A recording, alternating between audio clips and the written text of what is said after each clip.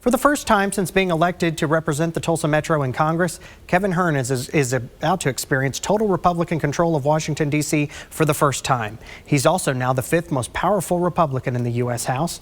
Before President-elect Donald Trump returns to power on Monday and things get real busy, I asked Hern to come on the program and speak with me unedited in his own words about the work to be done. So I was looking at how long you've been in office. I know you had that sliver in 2018 where there was total Republican control, but is this your first time with full Republican control? Did I read that right? That's correct, yes. What's your feelings about this opportunity you've never been a part of before? Well, this happens about every 6 to 10 years for both parties, back and forth, the so-called trifecta. What I've been saying and will continue to say is we can't blame anybody but ourselves now for the lack of passing an agenda that was a mandate for President Trump when he won the Electoral College and overwhelmingly winning the popular vote. So we have to move forward. We've been given the gift of opportunity of having the so-called trifecta, but we haven't been given the gift of time. So we have to hurry up and get things done, and we got to work together to get them done. One concern, and I wanted to ask you about this, I'm glad you kind of brought it up, was I know the majority is slim. And the biggest fear I hear is one or two people's egos are really going to mess this up. How are you all staying unified or plan to get these bills passed with such a slim majority intact? Well, it's both a blessing and a curse. When you have, there have been 40 vote majorities where they couldn't get things passed because people would run in so-called packs of ideology and kind of hide behind each other. When you only have one or two votes you can lose, there's a lot of emphasis put on those one or two people that would, try to stop the entire process. So, you have different kinds of influences here, like delegation influences. What's the mood among the state delegation or a caucus delegation or a conference delegation? When there's only one or two votes, all that gets cast aside, and it's really a lot of emphasis are looked at and saying, are you going to be that one person that's going to stop the legislative process? A lot of pressure has been put on those people in those times, and we're seeing it now. It's the slimmest majority in over 100 years. What is your new leadership position? Are you now, have I been saying this right, the fifth most powerful Republican in the House is the number 5? That's correct. In charge of the Republican Policy Committee. We just had our first meeting a few minutes ago, and my first guest was Stephen Miller, that you see quite often, to give us an update. I know Stephen very well. I've had many meetings with him over the last month, but giving an update to all of the policy regional representatives, the 23 members that represent all of the members of Congress on the Republican side, to bring everybody in consistent messaging to know exactly what the White House is looking and the relationship with the House. And so it was good to have him here. Does that involve whipping votes at all? Are you a part of that? Or are you mainly just work crafting the policy that unifies everybody? Yeah, so we're working on policy. I would say the policy committee is a little broader than a bill at any given moment. Policy committee is, the so-called reconciliation package, what that looks like, even though we don't have all the details right, as it comes forward for a vote. But moving forward with getting all of the thoughts and inputs from all the different members of the Republican Policy Committee, each one of those members has anywhere from 8 to 12 individual members of Congress in a particular area of the country. As an example, the steering region or the representative region for myself, the person who chairs that particular region is Tom Cole from Oklahoma. And the policy committee representative is Mike Flood from Nebraska. And so it's Oklahoma, Kansas, and Nebraska are all in that same region. It's about 12 Republicans. So each one of these members has a constituent in and of themselves. So this is a way we can touch every member of the conference and get direct input. And so we're trying to get this input before you actually have to start whipping the votes. Are you a part of this Doge movement, the Doge caucus? I'm not. I am now formally, but I would argue that I've been a part of the Doge caucus before the Doge caucus was cool.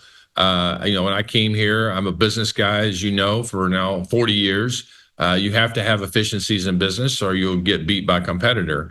The only problem we've had up until recently, we hadn't had a real competitor. Now we do with China. We have to look at all these issues. One of the biggest strains on our future is our national debt the incredible deficits that we're running every year, the cost of our debt, the interest rates are rising incredibly quickly, and that's going to cost us an extra 300 to 400 billion a year ongoing if we don't get it under control. And so we've also relayed that back to the president and to to the White House in general, that we have to look at ways of cutting spending at the same time while we're moving the economy forward.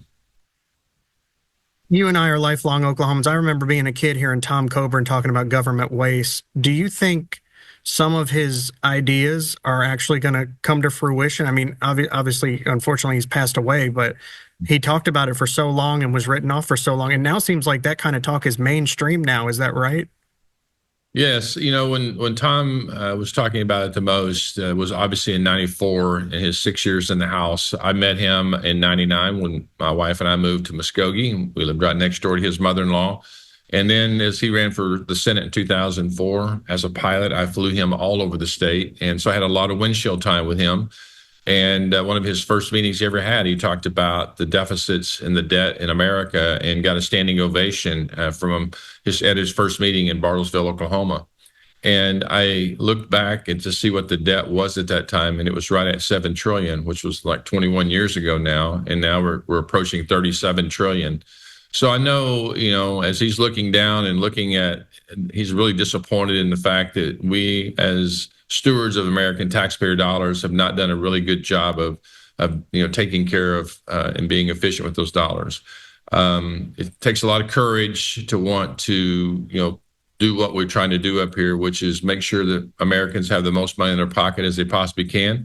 And at the same time, start shrinking the size of government and doing what government is supposed to do, which is protecting this great nation from bad actors abroad. What do these first 100 days look like? I know the Senate is busy with confirmation hearings. Are you all teeing up legislation to send over there, or are you working on what has been described as the big, beautiful bill? Well, we certainly have a deadline coming up here, an imminent deadline in March with a debt limit, with funding the government so that we don't have a government shutdown, and also looking at the budget and the appropriation process for 2026. So a lot happening in March, seeing how we move all these components together, and also looking at the presidential mandate that he got in his election, he received. And one of those biggest issues was how we're going to deal with immigration and how we're going to deal with securing our southern border, where there are really bad actors coming from all over the world, not just Mexico, to the tune of almost 10 million people in the last 4 years. And how we deal with that, how we deal with felons that are here, and how we get them back to the countries they came from. And so all these things are happening very quickly.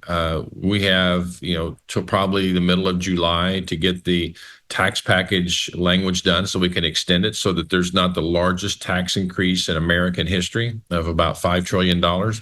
And on all of this, we've got to figure out how we're going to pay for it. I know I'm running out of time. I know the last time I had you on the program, you were talking about Social Security reform. Some of the things that you were working on, President Trump kind of pushed back on the campaign trail. Is there still an appetite for Social Security reform? Because I've got parents on Social Security now. I'm thinking about the automatic benefit cut coming up. What is the progress on Social Security reform, and how are you moving forward with that? Yeah. So when you look at look at the budget cuts or the cuts in Social Security and Medicare, those are about 7 to 10 years out based on timing and how the economy is going.